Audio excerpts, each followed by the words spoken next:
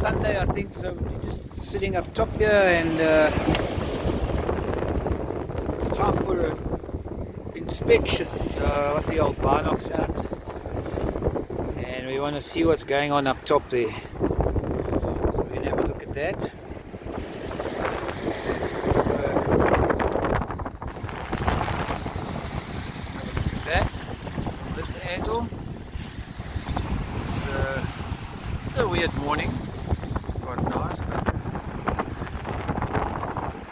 take a chance here. Of course, we can take a chance. Of course, we're going to take a chance here.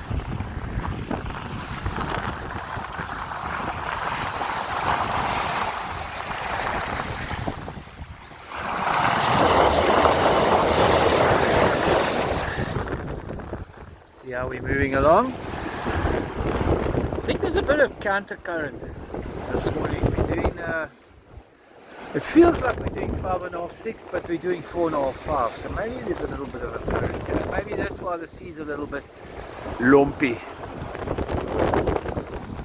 But yeah, otherwise, all good in the middle of the Atlantic. We're about 300 miles off Walvis now.